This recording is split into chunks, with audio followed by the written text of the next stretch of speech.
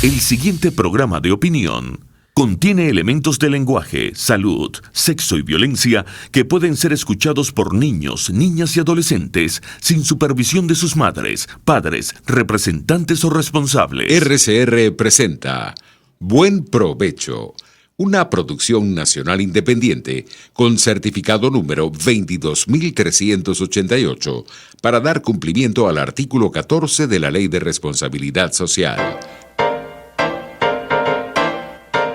A partir de este momento, los invitamos a formar parte de esta mesa donde se componen y descomponen los problemas del país.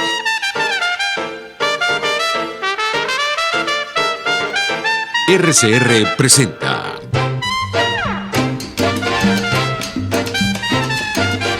Buen Provecho con Thais Peñalver.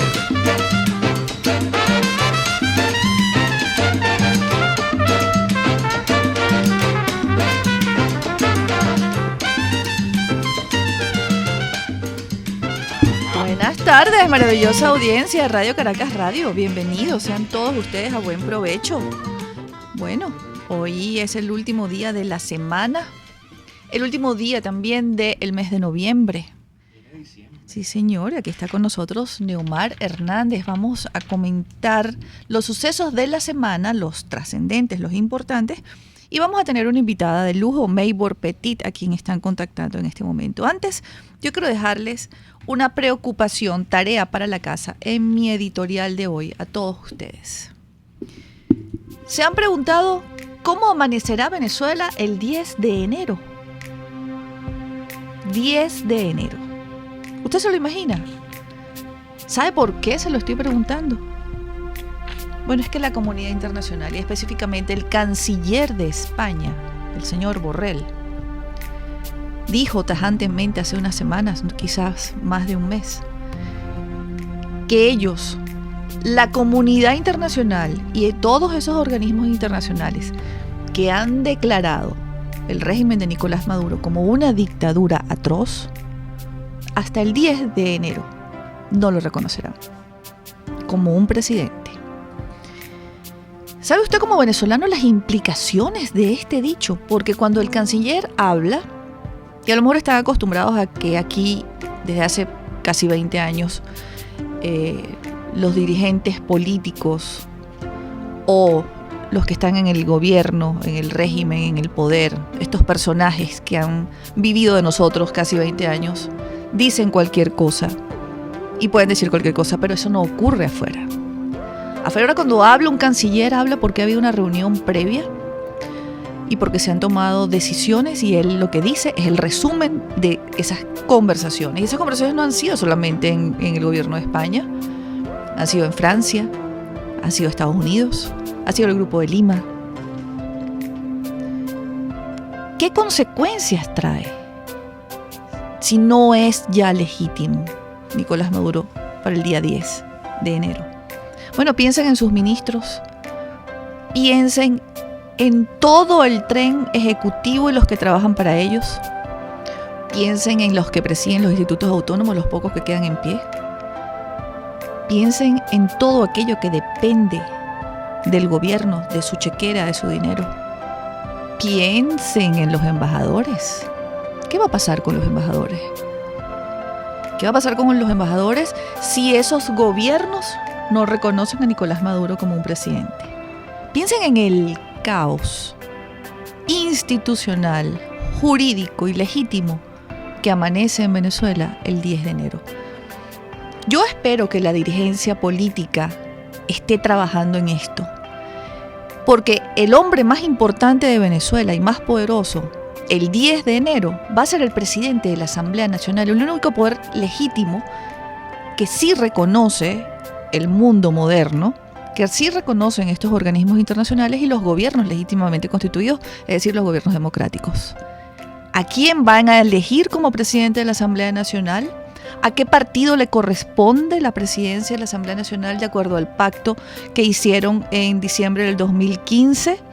¿Quiénes van a conformar la directiva de esta Asamblea Nacional que podría ser la protagonista de hechos trascendentes para Venezuela? Esto no es un asunto, amigos, de políticos. Esto no es un problema de partidos políticos. Esto no es un problema solamente de las universidades. Esto es un problema de todos los venezolanos, de usted, usted y usted, que nos están viendo y escuchando a través de Radio Caracas Radio. Así que atentos.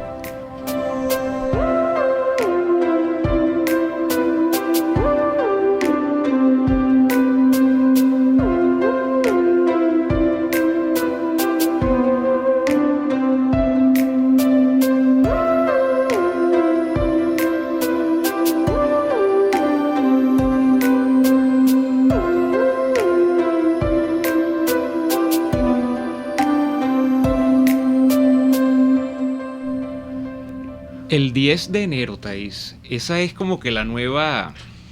Bueno, yo he hablado del 10 de enero y lo he hecho o lo he abordado desde dos perspectivas, ¿no? Pero es como para unos como que la nueva fecha final, del día final, y para otros es como que una fecha más, ¿no? Dicen, bueno, el 10 de enero no va a pasar nada, el 10 de enero Maduro va a seguir en Miraflores, y yo tengo la misma inquietud que tú, porque yo lo que veo que subyace en tu editorial, en el fondo, es las implicaciones del 10 de enero, porque si hemos tenido un año 18 en el que buena parte del mundo occidental, por no decir que el 100% del mismo, y de los países que realmente importan en Europa y de los que importan en América, sobre todo los Estados Unidos, no estoy diciendo que los demás sean menospreciables, sino que son países que, digamos, en el peso geopolítico internacional no pesan tanto como estos otros. No, y que son los que, vamos a estar claros, lideran las decisiones trascendentes del planeta entero. Ajá. Han tenido como que una batería, un arsenal retórico, discursivo, de declaraciones de prensa, de manifestaciones de Cancillería a veces,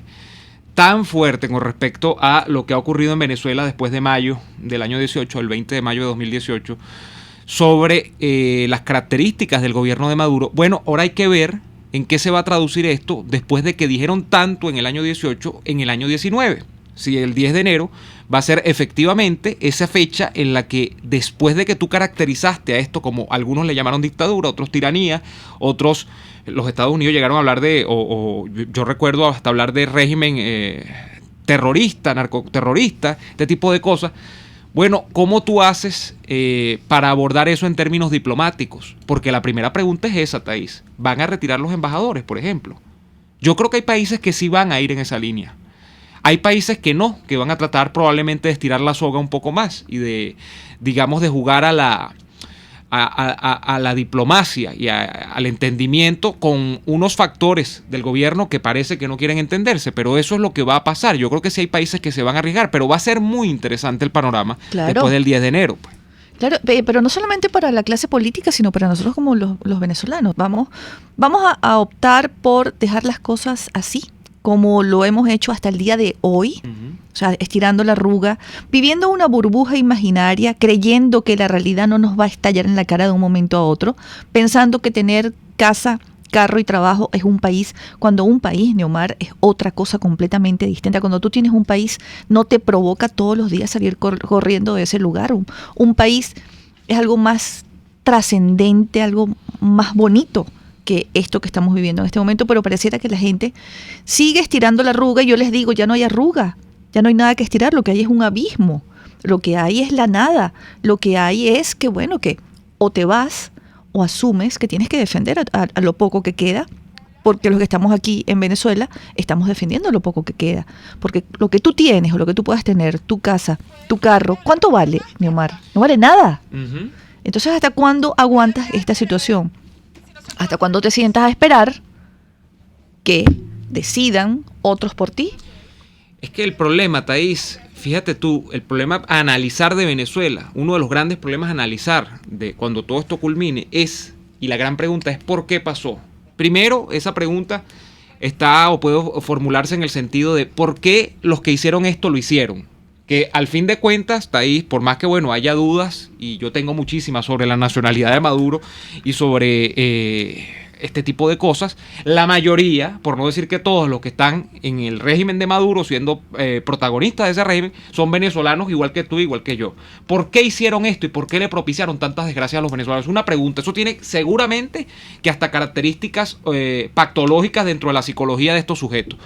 Pero luego está también el hecho de que ¿por qué la sociedad venezolana, Thaís, frente a lo que decía, por ejemplo, yo leí ayer un hilo de Alec Boyd en Twitter, ¿por qué frente a lo que parece ser el robo y el caso de corrupción más grande de toda la historia moderna de la humanidad, estoy hablando de todo el mundo, de todo el planeta Tierra, no se levanta ni una brizna de paja en Venezuela? Porque vamos a ponerle números. Este señor está hablando, Alec Boyd está hablando, que él estima que la corrupción completa se comió $500 mil millones en Venezuela.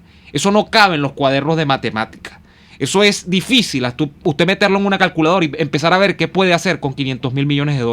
Para gente como esta, como la que está gobernando, y bueno, eso es un número, ¿vale? Ponle 500, otros dicen 400. Es un bojote de plata, Thaís, es un dineral. Es un país entero, el presupuesto de una nación completa robado en los bolsillos de unos varios, pocos. Inclusive, hay países que con una cuarta parte de eso han salido adelante, siendo pequeños países, medianos países, pero han salido adelante y tienen economías muy desarrolladas y tienen niveles de bienestar, extremos al día de hoy, que la gente vive bien en esos países. Entonces, cuando tú le pones ese número y tú empiezas a sacar las derivaciones del número, tú dices, ¿cómo es posible? Y todo lo que asombra en cuanto a este caso, yo creo que va por allí, que eso no genere ninguna respuesta, Thaís. Ni una marcha. No hay registro de una marcha o una protesta o una concentración ciudadana, Neomar, convocada por la indignación en una plaza pública, en una autopista, en una calle, en una avenida, para condenar este gravísimo hecho que tú estás relatando de la corrupción más grande de la humanidad que se ha llevado a un país. Están sentados esperando que la MUD convoque una protesta contra la corrupción cuando son los propios políticos quienes protagonizan las corrupciones. Claro. Esto es un asunto de ciudadanos. El mundo también está viendo eso, y eso lo escribí hace unos días o esta semana en Twitter. Así como el mundo ve que se han robado un país entero, también el mundo ve que hay una sociedad que ha sido, por su silencio, cómplice ante esto, porque yo no me puedo imaginar cómo se estará moviendo, porque la suma se puede decir muy fácil, pero imagínate tú, ¿cuántas personas pueden ser compradas? No aquí, porque aquí parece que fue comprado medio mundo o fue atomizado medio mundo con el dinero, pero allá afuera, para que se callen, para que se queden tranquilos, para hacer los lobbies, para que reconozcan a Maduro a partir del 10, porque pueden pasar cualquier cantidad de cosas. Y voy a rematar esto. ¿Tú sabes por qué robaron, Neomar? Porque no tenían por qué robar. Nadie los estaba vigilando. Sabían que no iba a haber un juicio social afuera. Sabía que nadie les iba a decir, usted si se sienta en mi mesa, yo me voy. O usted si entra al restaurante, yo estoy, yo me voy. O usted si se muda a mi casa, yo levanto una protesta y no lo deje entrar a mi calle. No hubo a lo largo de casi 20 años. Fue permitido. Nosotros también vamos a pasar a la historia como una sociedad que permitió que le robaran su país. Eso es enfocable desde dos puntos también, Thaís, porque fíjate, si tienes por una parte el secuestro de la justicia y del sistema de justicia, del Estado de Derecho tal y como lo conocen las repúblicas modernas, por parte del chavismo, y eso es imputable al régimen gobernante, a las élites políticas, porque, bueno, al fin de cuentas y al fin y al cabo, Thaís, tú no eres magistrada del TSJ, ni eres jueza en un tribunal penal, ni yo lo soy. Pero tiene otro segundo componente, que es al que tú apuntas, y es no la sanción legal, no la sanción jurídica que tiene previsto un caso de corrupción, sino la sanción moral, que es la que recae en el cuerpo ciudadano, en la polis, por decirlo de alguna manera. Y esa no apareció. Y esa no apareció probablemente porque, bueno, esto va de las explicaciones más suaves, más laxas, como de que Venezuela es un pueblo chévere, donde todo se pasa por bolas, como se dice en el béisbol. Es decir, todo el mundo vive tranquilo y no importa que el otro haga lo que haga, porque bueno, yo lo dejo vivir.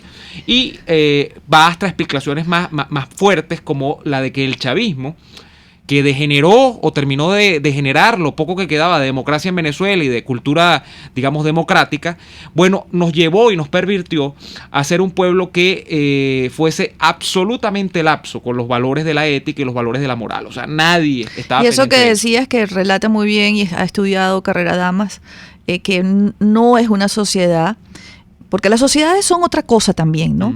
Cuando hay una sociedad es porque hay ciudadanos, y donde hay ciudadanos hay gente formada, educada, que entiende de qué va ese asunto de tener un país. Gente que está comprometida permanentemente reclamando, exigiendo, y por eso se cuidan mucho los políticos. No es que no roben, no es que los gobernantes no cometan errores, pero se cuidan más de cometerlos y de cometer esas barbaridades, porque tienen a un grupo humano que está organizado y que está pendiente en grupos, en diferentes grupos. Están los que se ocupan de los asuntos de la cultura, están los que se ocupan de los asuntos del paisajismo, de los asuntos de la corrupción política, de los asuntos de las autopistas, de la limpieza, de los árboles. Eso es una sociedad, porque ellos entienden que son socios en un asunto llamado país. Eso no existe aquí. Fíjate cómo estamos hablando de la protesta, una cosa que es responsabilidad nuestra, y aquí nos dice una señora en el chat, es que si salimos nos matan. Ajá, eso fue en el 2014, eso fue en el 2017, tampoco, claro, pero esa protesta donde nos matan es una protesta que te convoca los partidos políticos para saltar una valla y llegar a Miraflores, llegar a otro lugar. Yo estoy hablando de el ejercicio ciudadano, como es la protesta, la manifestación o la concentración pacífica, herramientas fundamentales de todo ciudadano para decirle al gobernante su desacuerdo o condenar una decisión. Eso no lo somos. Aquí siempre estamos excusándonos porque, tú lo decías hace unos viernes, no somos ciudadanos, somos súbditos. Necesitamos que nos den órdenes, tanto la oposición como el que está en el poder. Vamos a ir a la pausa comercial. A la vuelta entiendo que ya tenemos con nosotros, o tendremos con nosotros, a Maybor Petit para hablar de este caso. El caso en Venezuela es la corrupción. Si no lo decimos nosotros, ¿quién lo va a decir? Hay gente que está dispuesta a seguir callando, nosotros no. Vamos a ir a la pausa y ya venimos con más. Usted escucha Buen Provecho con Thaís Peñalver por RCR 750 AM. En Caesport no hay límites ni obstáculos a la hora de enviar tu carga, sea marítima o aérea. Puedes enviar desde palillos hasta contenedores de cualquier capacidad. Recuerda que Caesport son especialistas en envío de cargas, consolidación, reempaque y te ofrece casilleros gratis en USA. Infórmate en USA por el 1305-514-2500. En Panamá por el 507-395-1134. En Venezuela por el 0241-775-5575. Caesport, déjalo todo en nuestras manos. Este y todos los domingos, Conversaciones con Gustavo Trías. Crónicas, testimonios, anécdotas, cuentos de programas de radio y televisión de otros tiempos, de sitios de diversión en todo el mundo, compositores, políticos, artistas de cine famosos, todos tienen historias, todos los domingos a las 9 de la mañana, historias bien contadas. Sintonícenos a través de rcr.tv, @rcr750, la radio que se ve. RCR 750 AM, porque lo bueno une. Sintonícenos a través de Periscope, @rcr750, la radio que se ve. Los grandes temas se debaten en la mesa.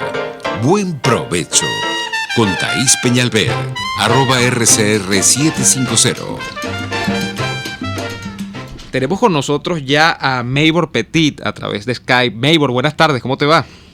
Muy buenas tardes, un gran saludo para todos los que oyen o no.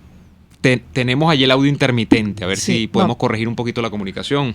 A ver, Maybor, ¿nos escuchas? Perfectamente. Muy bien, bueno, te damos la bienvenida a Buen Provecho, Thaís Peñalver y Neomar Hernández, quien te habla. ¿Qué has visto esta semana? Hay mucho que hablar, pero ¿qué has visto esta semana? Quisiera un resumen, una especie de resumen sumario de lo que fue el juicio a el señor Andrade. Por ejemplo, tengo una duda terrible, Maybor, con el tema de la pena. Se dice que esta pena de 10 años del señor Andrade remite a un proceso de colaboración, que la información que puede haber aportado sí era valiosa porque, dados los delitos que se le estaban imputando y la gravedad de los mismos, esta pena debió ser mayor y termina siendo de 10 años para mucha gente, dadas las proporciones inclusive de la cantidad de millones de dólares. Dicen, bueno, pero tan poquito por tanto mal que hizo. ¿Qué crees tú de la pena y cómo viste el juicio? Sí, bueno, primeramente quiero que aclaremos que en el caso de Alejandro Andrade no hubo juicio. Él fue arrestado en noviembre del año 2017 y en diciembre del año pasado se declaró culpable de los delitos de corrupción y lavado de dinero en los Estados Unidos. Eso viola la ley de prácticas corruptas en el extranjero. Y posteriormente él empezó un programa que ofrece la justicia norteamericana a varias de las personas que son acusadas especialmente en el ámbito de lavado de dinero para que colaborara y ofreciera información detallada de tal forma que los fiscales pudieran entender el entramado de corrupción que se venía investigando y por el cual él había sido arrestado. Gracias a eso, él logró estar en su casa con un monitor 24 horas al día y con unos compromisos de, obviamente, no abandonar el país, etcétera. Y ahora, lo que ocurrió esta semana en la corte de West Palm Beach fue que se le leyó la sentencia después de haberse presentado por parte de los fiscales y de la Oficina de Libertad Condicional un informe que señalaba que por la colaboración que él había prestado y porque se había logrado ubicar una parte importante del dinero que se había expoliado del Estado venezolano. Caramba, perdimos a Maybor. ¿Perdimos el audio? Vamos. A ver, Maybor, ¿nos escuchas? ¿Aló? Vamos a tratar de reconectar, por favor. Oye, lo importante que está diciendo es que se logró recuperar. Eso no lo sabía, una parte del dinero. Una parte del dinero. Ahora, ¿qué dinero será? ¿Será del Bandes? ¿Será de la tesorería? ¿O será de las notas estructuradas? Porque mira que ahí se ha movido plata. Es que el tipo estuvo metido, Thaís. O del Fondo Único Social. O del Fondo, ¿qué fue el primer cargo de él? Desde el año 2000, creo que 2 estaba, o 2001 estaba en...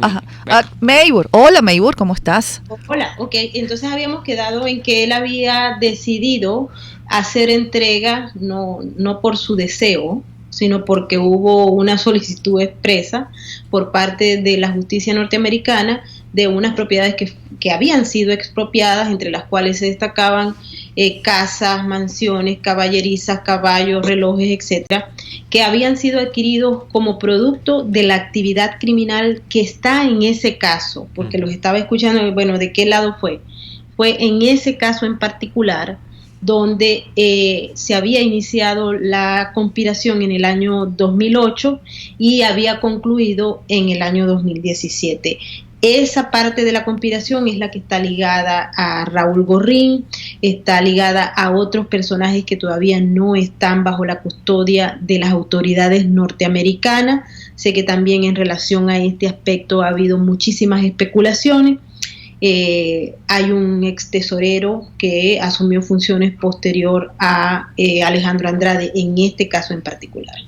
Así que él fue sentenciado a 10 años de cárcel por esta conspiración en particular. Lo que sucede en la justicia norteamericana es que cuando la persona es juzgada y sentenciada por un caso cuyos delitos están contemplados en esa ley en particular, que es la ley de prácticas corruptas, muy probablemente no vaya a ser juzgada por esos mismos delitos. Lo que indica que Alejandro Andrade tiene 10 años en la cárcel, pero hay otra información importante. Los abogados están trabajando para que esos 10 años se disminuyan a 7.5, es decir, a 87 meses de cárcel, porque ellos consideran que pueden suministrar mayor información sobre otros delitos y sobre otros conspiradores. Lo que indica que aunque los venezolanos y en general los que estamos afuera y los que están adentro muchísimo más están deseosos de que se aplique la justicia en los términos en que idealmente se sueña o se desea o se busca, eso desde el punto de vista práctico a veces no puede ocurrir. Y hay elementos que obviamente la justicia de los Estados Unidos requiere para acabar con otros esquemas de corrupción. Y bueno, este hombre tiene mucha información sobre otros conspiradores de otros casos en particulares que él estaría en disposición de ofrecer a la justicia para disminuirse la condena.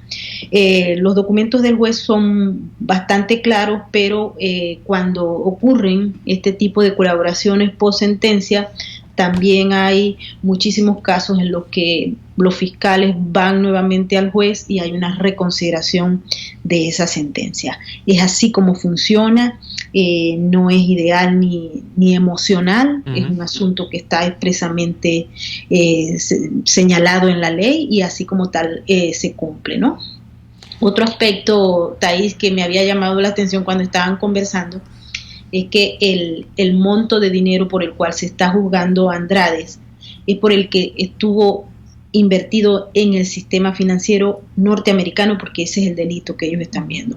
Es probable, y así se ha revisado en los otros documentos de los otros conspiradores, que hay otros países involucrados y hay otras cortes que están involucradas, pero este en particular delito se cometió en el sistema financiero norteamericano y por eso ustedes ven esa lista de propiedades incautadas por el gobierno de los Estados Unidos, a Andrade, a Gorrín y a los otros conspiradores, de los cuales no se han dado a conocer desde el punto de vista oficial, a pesar de que los que manejamos datos sabemos quiénes son, pero hay muchas especulaciones al respecto y yo creo que para evitar que el pueblo venezolano tenga más frustraciones de las que ya tiene, deberíamos manejar los términos y la relación a los nombres que ahí están, tal vez con un poco más de cuidado. Cuando el abogado habla de 60 millones de dólares, ¿a qué se refiere? ¿A que solamente ingresaron 60 millones de dólares al sistema financiero norteamericano? No, él habla que hubo un beneficio de 60 millones de dólares de lo que está informando el fiscal del caso, que son 1.000 millones de dólares en soborno. Eso es lo que está diciendo, y hay que aclarar también que este abogado de Andrade que habló a la salida de la corte es un abogado que acaba de ser contratado por el ex tesorero. No era el abogado que lo había acompañado en el proceso como tal, ¿ok? ¿Cuántos años tiene Andrade viviendo en Estados Unidos, Maybor? Que se conozca, y sobre lo que son la parte del registro migratorio como tal, él concluyó funciones y después del 2010 él empezó a pasar temporadas más largas y más largas en los Estados Unidos hasta que su visa fue suspendida por el Departamento de Estado porque tenía cargos en su contra, pero vivió por largas temporadas desde el 2010 en adelante y luego desde el 2017 vivió preso en su casa con un monitor.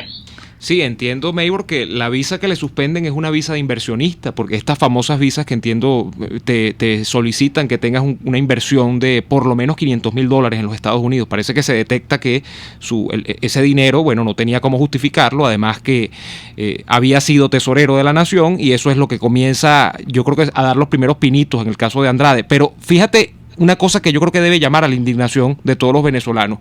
¿Tú tienes un estimado a cuánto asciende el monto, por ejemplo, de estas propiedades que se han conseguido, que directa o indirectamente son de Alejandro Andrade? Estoy hablando de casas, de condominios, e incluso otra cosa más escandalosa, porque ni siquiera son las casas, sino por ahí sacaron hasta unas cifras de a cuánto sumado ascendía el monto del valor de los relojes de Alejandro Andrade. Y los caballos. Y los caballos de carrera, que habían varios que valían varios millones de dólares. ¿Tú tienes alguna estimación sobre eso, Maybor? Mira, dos cosas también. Las propiedades que están siendo subastadas por el gobierno de los Estados Unidos desde que se produjo la autorización por parte de la Corte, no están todas subastadas aún. Es decir, que el monto del precio inicial de las mismas puede cambiar de manera sustancial. Hay otras propiedades que no son o que no están bajo los nombres de las compañías, porque esto es importante también. Ellos utilizan los funcionarios públicos que están sometidos o están inmersos en un sistema de corrupción de esta naturaleza, no tienen propiedades a su nombre, porque son mucho más inteligentes que otros y consideran que a lo que ellos compran la propiedad inmediatamente entran dentro del radar, en el caso de los Estados Unidos del FinCEN y de las autoridades federales que se encargan justamente de revisar los movimientos y transacciones de los bancos. Razón por la cual las propiedades tanto de el señor Andrade como de Gorrín y otros involucrados en esquemas de corrupción de esta naturaleza están bajo terceros, lo cual representa un reto para las autoridades que se encargan de esos detalles, puesto que hay que buscar las vinculaciones y no solamente eso, sino probar esas vinculaciones, porque esas personas pueden ir a corte, es decir, no como en el caso de Andrade, que se declaró culpable de los cargos y decidió someterse a la justicia. Hay personas que van a juicio y en el juicio normalmente contratan abogados superpoderosos que manejan esos mecanismos y pueden manipular. Aquí los juicios, recuerden, son en base a jurados y pueden manipular las cifras y no, por lo general se gana, pero yo he estado en juicios de lavado de dinero que también se pierde. Así que hay que tener eso en cuenta. Las propiedades que están siendo manejadas fueron las que más o menos de manera conclusoria se puede confirmar que son de él, es decir, que hubo disfrute de esos bienes, pero hay otros montos de propiedades que están a nombres de terceros y que todavía no se pueden relacionar directamente con este acusado y con otros. Hay muchas empresas que fueron creadas de fachada y que esas empresas a su vez se cerraron en una época determinada, compraron activos y luego fueron vendidos a otras empresas y así sucesivamente. Entonces, lograr establecer el verdadero término de la propiedad de esas empresas genera tiempo, gastos en la justicia norteamericana y en otros sistemas internacionales. Este caso está muy ligado a Europa, a Suiza, a España. Hay elementos muy importantes en República Dominicana que por lo general son un poco más difíciles de concretar, puesto que se requiere la acción activa del gobierno o de los gobiernos extranjeros, y hay muchos casos que todavía se mantiene una amplia complicidad. Es decir, no es un asunto sencillo sacar la cuenta de cuánto es el monto que por ahora hay en propiedades supervisadas, revisadas, porque cualquier monto, de hecho, los fiscales no lo han mencionado. Entonces, es muy aventurado ponerse a decir cifras. Lo que sí podemos decir es que cuando comparamos la lista de propiedades con los precios de mercado, obviamente es escandaloso, pero sin embargo no llega a los términos que los fiscales dicen están involucrados en este caso particular de Andrade y Gorrín. Sí, Maybor, el tema también que llama mucho la atención a la gente es, por ejemplo, la polémica que se desata en medio de esta semana, cuando entonces el hijo de Alejandro Andrade, Emanuel, el famoso jinete que hasta creo que a las Olimpiadas fue a representar a Venezuela, empieza como a decir que va a delatar o empieza a comprometer directamente a gente porque bueno, que si habían sido anunciantes o habían sido de alguna manera, tenían lazos comerciales con, por ejemplo, la empresa Seguros La Vitalicia, que es propiedad, o el presidente es Raúl Gorrín acá en Venezuela, y entonces dice como, está asomando que ayudaron a mucha gente y que puede caer mucha gente más por este caso. O sea, no estamos hablando, por supuesto, de que un locutor, de que un presentador de televisión tenga la misma responsabilidad que Alejandro Andrade o que Raúl Gorrín en estos casos, pero la pregunta en esta situación es si tú crees que las declaraciones, por supuesto, sin mencionar nombres, de Alejandro Andrade, van a comprometer aún más a personas que estén, digamos, en la palestra pública, incluso en el gobierno actual, que sean funcionarios actuales de Nicolás Maduro, porque muchos de los que están allí ya salieron de los cargos. Hay mucha gente en los Estados Unidos que está cooperando, pero ya ha perdido, digamos, la autoridad o ha perdido las responsabilidades de gobierno que tenía. Pero podría comprometer a gente que todavía está dentro del gobierno. Muy probablemente, porque una de las características de los gobiernos de Hugo Chávez y Nicolás Maduro es justamente la poca movilidad que hay de caras, ¿no? Uh-huh. Siempre se repiten en diversos cargos, pero son más o menos los mismos responsables. Y pues sobre esas instancias, obviamente podemos decir que sí hay una vinculación. También hay unos nombres de una serie de personajes, muchos de ellos desconocidos, muchos de ellos tal vez conocidos, que se beneficiaron a través de la prestación de un servicio para esas empresas que estaban bajo el radar de las autoridades federales, pero hasta el momento, y esto también creo que hay que ser responsable, no existe ningún señalamiento diferente a el de los conspiradores principales de este caso de los $1.000 millones.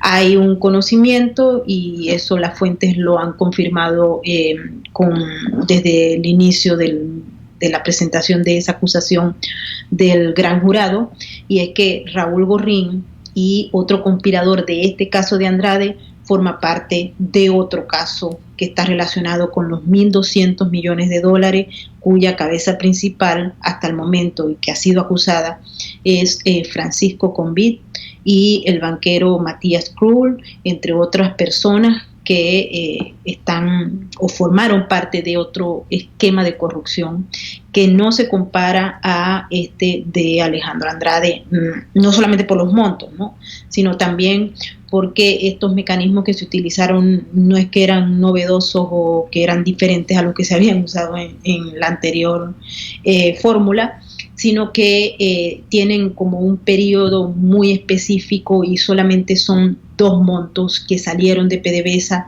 a las empresas de ese conspirador, que obviamente resultó ser por las empresas y por los nombres de esas sociedades offshore, el mismo Raúl Gorrín. Son 2 casos aparte, 2 casos diferenciados sustancialmente, y los montos no se pueden comparar. Es decir, el caso de Andrade es uno de los más grandes que se está manejando en la justicia del estado de la Florida y tiene muchos involucrados.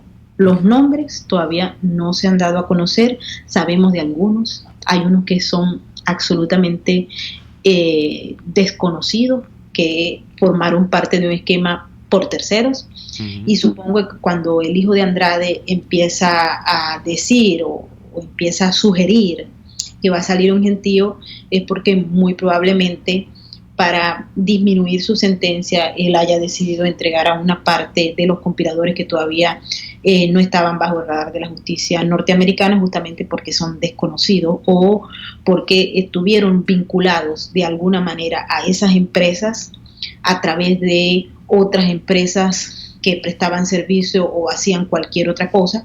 Y bueno, ahí es donde está el problema de la vinculación desde el punto de vista jurídico de una empresa prestadora de servicios que tiene a lo mejor a otros clientes, no lo sabemos todavía, a una empresa que fue creada única y exclusivamente para expoliar el dinero del Estado venezolano.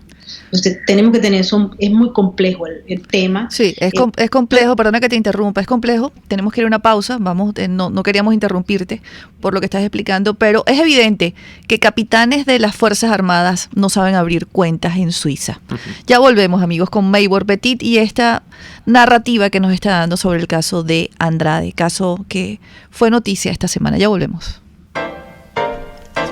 Usted escucha Buen Provecho con Thaís Peñalver por RCR 750 AM. Bailando con Coco, tíralo. Coco Factory es el sabor de la capital y ahora puedes disfrutarlo en el Centro Comercial Galerías El Ávila, nivel feria, y en el Centro Comercial San Ignacio, frente a la estación de servicio. Refréscate y disfruta tu coco como tú quieres. Recuerda, Coco Factory, porque sin cocos no hay paraíso. La política vista con ojo clínico.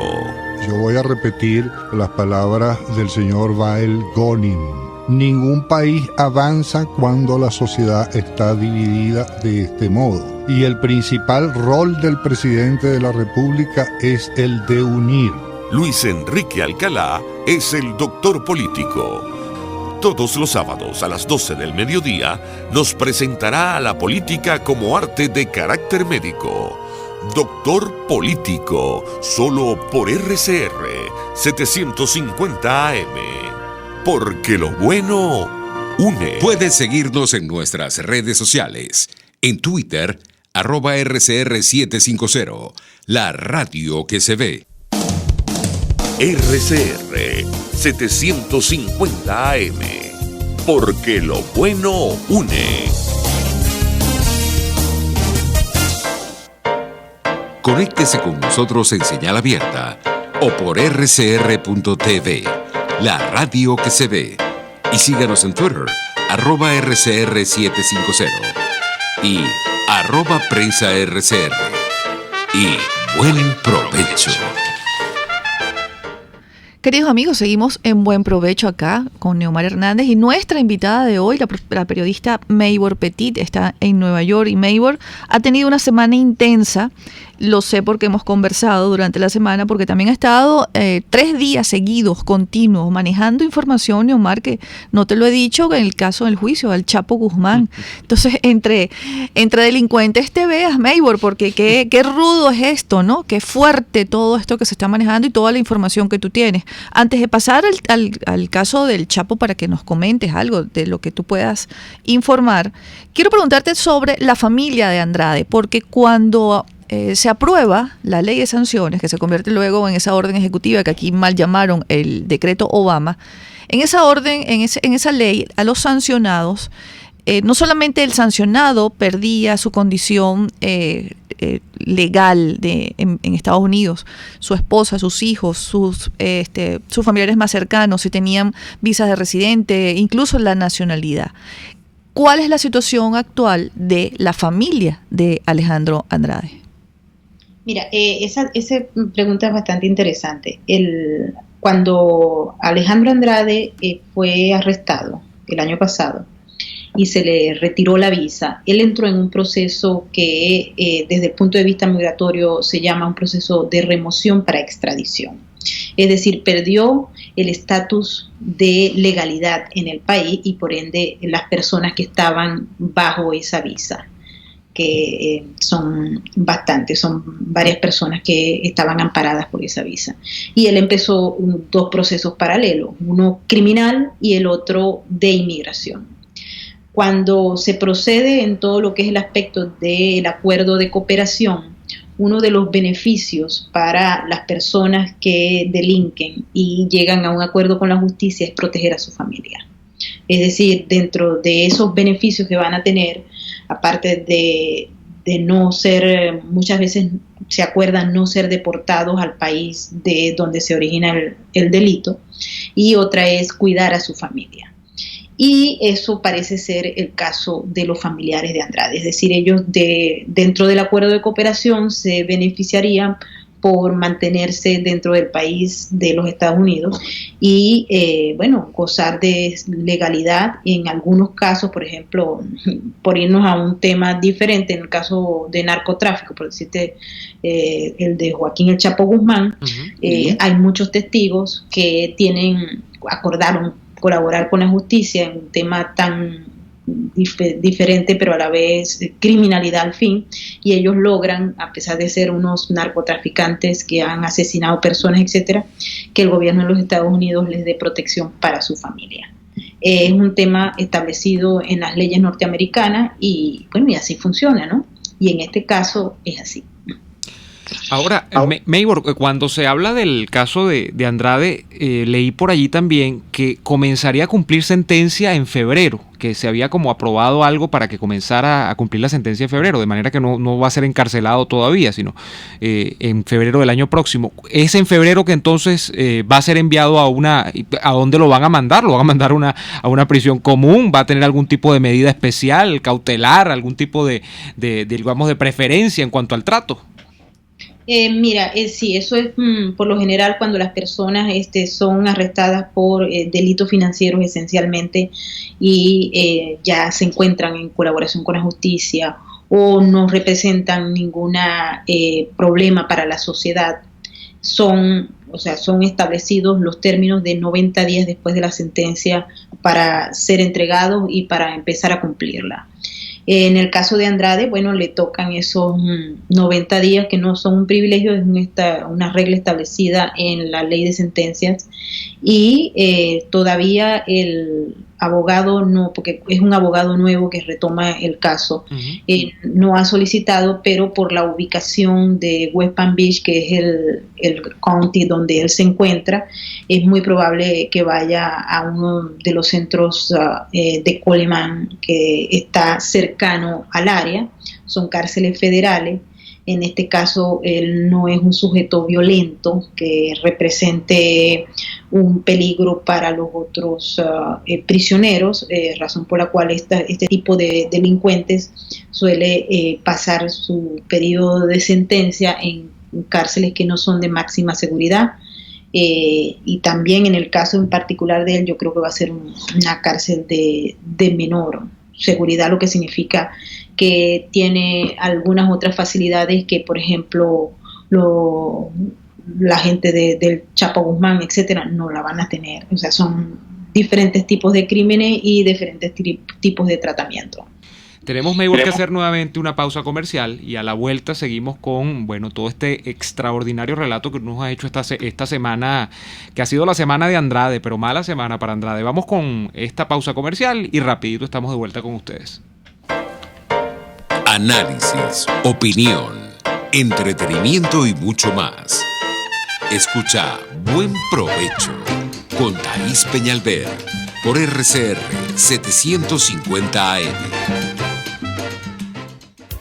Si buscas caucho para los vehículos de tu empresa, sean camiones, buses, camionetas o carros, llama a Cauchera Fran Luis al 0212-481-1752, 0416-607-6406 y 0412-815-6712. Para mayor información, visita @Cauchera Fran Luis en Twitter, Instagram o Facebook o escribe al correo caucherafranluis72@gmail.com. Cauchera Fran Luis, tu mejor opción. Pluralidad contigo. Respeto contigo. Responsabilidad contigo. Libertad contigo. Estamos contigo y punto. De lunes a viernes a la 1 de la tarde. Contigo. Solo por RCR 750 AM. Porque lo bueno une. Puedes seguir nuestra programación a través de rcr.tv, la radio que se ve. Los grandes temas se debaten en la mesa. Buen provecho con Thaís Peñalver, @RCR750.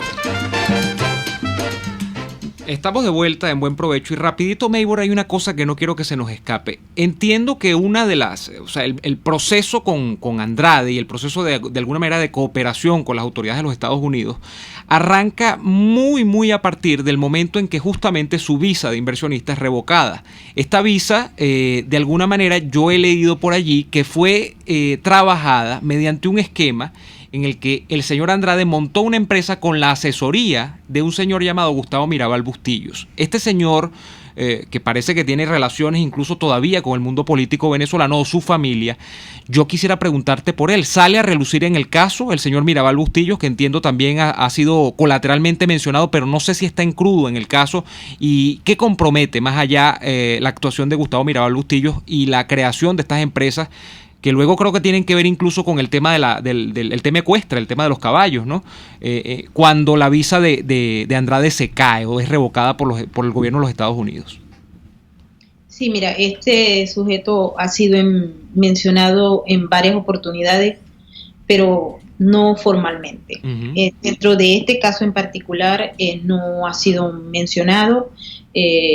Sí hay algunos señalamientos en otros casos. Es importante recalcar que el caso Andrade Gorrín, en particular, está ligado a otras investigaciones que se realizan de manera paralela desde la época del año 2012.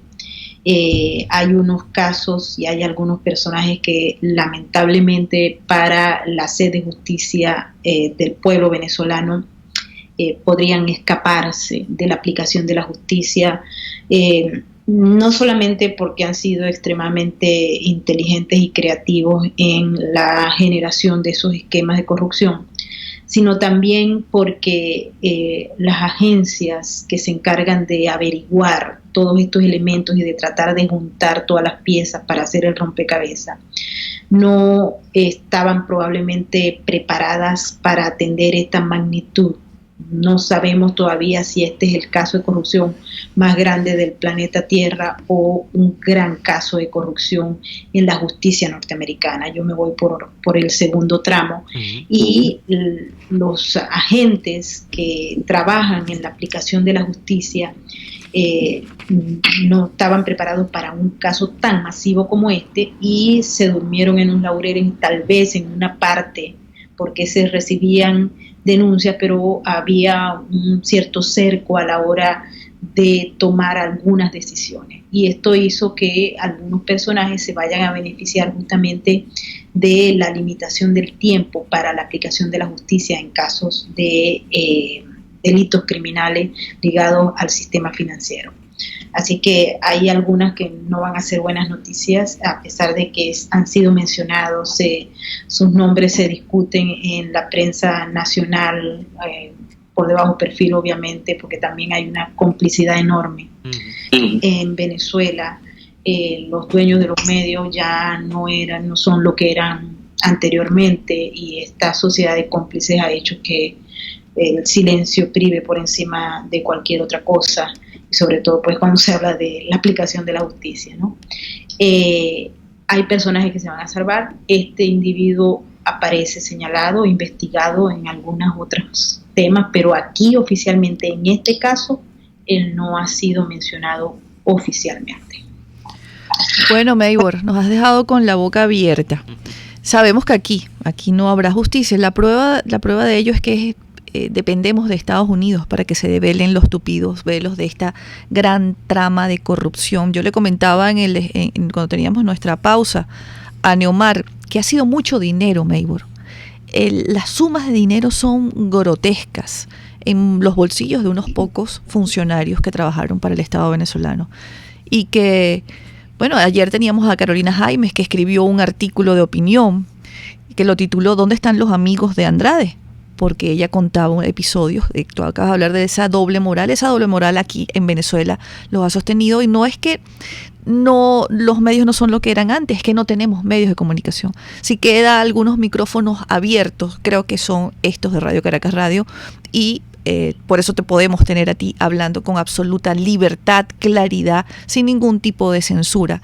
Una situación que en este momento debería estar en la boca de todos los venezolanos, pero con una gran indignación. Sí, tienes toda la razón. Bueno, y no hablemos mucho porque nos lanzan una cadena antes de que concluyamos este programa, ¿no? Sí, hay una sociedad de cómplices, Thais. La aplicación de la justicia se espera desde otras esferas. Lamentablemente, la justicia norteamericana no puede cubrir, porque también los criminales que forman parte del gobierno, que formaron parte del gobierno de Hugo Chávez, son muy inteligentes y pagan los mejores abogados de los Estados Unidos y del mundo para tratar de evitar que se aplique la justicia y que sus bienes mal habidos sean tocados por cualquier gobierno. Tenemos casos, Thais, y eso creo que merece como 2 o 3 programas si no te censuran. Casos de España, por ejemplo. Sí. Se fue la señal. Claro. Justo cuando nos estaba diciendo algo muy importante. ¿Ya? ¿La tenemos? Sí. Un saludo a Conatel. El tema de Europa es muy importante porque allá la aplicación de la justicia está muchísimo más lenta que en los Estados Unidos. Podemos decir que en los Estados Unidos ha avanzado ampliamente, pero no ha logrado satisfacer todos esos elementos, porque aquí hay un sembradío de lavado de dinero impresionante desde el inicio del régimen de Hugo Chávez, y el tiempo pasó y hay un sinnúmero de involucrados sin nombres, que han pasado de manos a manos. Yo estaba siguiendo un caso de corrupción en Miami, de pronto me apareció un tipo en New Jersey, después uno en Connecticut, es decir, está ligado todo el país. Hay tantos pequeños pedacitos de gente que ha prestado sin ningún tipo de valor o ética su nombre, su seguridad. Aquí hay un número que se llama el Social Security Number, el número social con el que los ciudadanos norteamericanos o residentes legales de los Estados Unidos se mueven, y hay gente que ha alquilado el Social Security para poder desplegar estos dineros robados del tesoro venezolano en casas, en apartamentos de playa, etcétera, en los Estados Unidos. Es un reto para la justicia norteamericana, pero también es un deber moral, y ellos creo que han avanzado sustancialmente en este sentido, en los delitos que han sido cometidos en territorio norteamericano.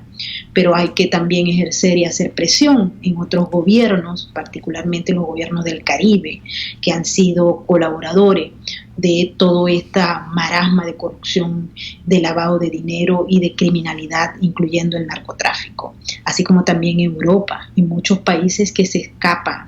El Medio Oriente está lleno de dinero del Estado venezolano y ahí es muchísimo más difícil establecer la aplicación de la justicia. Es un marasmo. Le digo que no es fácil, es un reto para cualquier autoridad cuando hay voluntad política, pero si en los gobiernos no hay voluntad política para la aplicación y el rastreo de la ley en esos dineros que hay muy buen conocimiento de que son esquilmados del Estado venezolano, pues es una cuestión que se hace muy difícil de concretar, y esa es la triste realidad que estamos viviendo. Uno, los que nos encargamos de andar averiguando estos asuntos, y dos, muchos de los personajes que han estado llevándose el dinero por todos lados y han visto que esas debilidades del sistema financiero internacional les ha permitido mantener sus dineros seguros, al menos por ahora. Pero te agradecemos muchísimo, Maybor, por tu valentía y tu dedicación a seguir el rastro de estos casos de corrupción, de que al final de cuentas no son cosas en el aire, tienen costos en vidas, tienen costos en historias de vida en Venezuela, de gente que ha tenido que dejar su país, huir de Venezuela, porque se ha convertido Venezuela en un país invivible por culpa de personajes como este del que hablábamos el día de hoy. Un gran abrazo, Maybor, desde Caracas. Igualmente para todos los que los escuchan, esos venezolanos que de verdad hay que seguir luchando. Gracias Maybor, gracias por tu participación. Bueno, que nos quedó pendiente el caso del Chapo Guzmán, te llamaremos la semana que viene. 1.000.000 de gracias. Era Maybor Petit, que estaba hablando con nosotros. Bueno, nos dio más detalles imposibles, Thais. Me aclaró muchas cosas del caso de y dijo Andrade. Muchas cosas entre líneas, claro, muy cuidadosas. ¿Sabes que Maybor y yo trabajamos juntas en el extinto Congreso de la República? No sabía eso. Maybor Petit era la jefa de prensa de Gustavo Tarre Briceño, de la Comisión de Finanzas. Oye, entonces Maybor era copellana. Maybor era medio copellana, sí, pero en ese extinto Congreso éramos demócratas. Y Gustavo Tarre Briceño, a lo mejor mucha gente no lo sabe, después de estar muchos años en la Comisión de Finanzas, bajó porque él estaba en el piso 4, en la Comisión de Finanzas, donde su equipo era un equipo maravilloso, y cuando lo digo porque Maybor formaba parte de su equipo técnico. En aquella época los diputados tenían sus asesores, sus equipos, gente muy especializada, y él bajó a la Comisión de Política Interior, donde yo estaba, y bajó con todo su equipo técnico de periodistas, y era la jefa de prensa de él, era Maybor Petit, y ahí trabajamos juntas codo a codo mucho tiempo. Me consta que Maybor es una periodista acuciosa, además es una mujer sumamente correcta y honesta. Y eso es importantísimo. Thais, se nos acabó el tiempo por el día de hoy, pero volveremos, en este caso nosotros volveremos el viernes, tú volverás el lunes, yo vuelvo más tarde, a las 4 de la tarde. Tú vuelves a las 4 con nuestro queridísimo Daniel, que debe estar pegado aquí desde la oreja. Pues. Seguro que sí. Vamos a despedir entonces por el día de hoy, les damos las gracias por haber estado allí, y bueno, hasta la próxima. RCR presentó Buen Provecho con Thais Peñalver. Síganos en Twitter en @RCR750 y @PrensaRCR. RCR 750 AM, porque lo bueno une. RCR